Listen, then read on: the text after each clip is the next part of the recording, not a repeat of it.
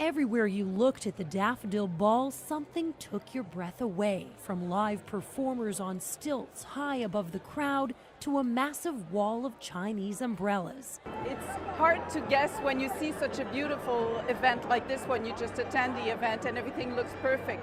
But the number of man hours behind is huge. Alison Silkoff works year-round on the ball to make it as extraordinary as possible on a very tight budget. We have 200 volunteers who help us set up this gorgeous ball. We couldn't do it at the cost that we do without their help. The entry stairs were lined with volunteers, greeting the guests in dresses that were also donated. Because I'm not that rich enough to donate money, so I'm willing to donate my time, and it's such a good cause.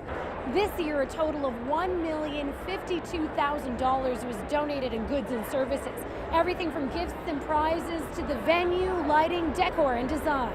A team of student volunteers from the École de Formation Pierre Dupuis were on site before the ball, helping the florist create massive table centerpieces, scores of Chinese umbrellas, and gold-painted orchid trees, incorporating 30,000 daffodils. One florist couldn't do it alone. You'd need 50 people. So 30 or 40 of them come for each of 2 days and do it absolutely free. And for them, it's a project. It's part of their training, and they're thrilled to participate. But guests aren't only treated to eye candy. We like to spoil our guests from the minute they arrive to the minute they sit down and all throughout their evening. One example, Giorgio Armani sponsored makeup touch-ups in the women's restroom throughout the evening. Montreal company LeMay donated custom-designed chopsticks for each guest that each came with a silver chopstick rest. We work relentlessly to do everything in our power to get everything donated. Behind the scenes, a small army of volunteer raffle ticket sellers gets briefed on how to process donations.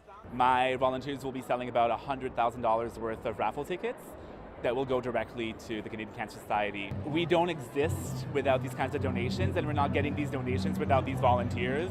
And in order to fuel their efforts, a behind-the-scenes donated buffet for all 200 volunteers and workers. And they're the heart and soul of the Canadian Cancer Society.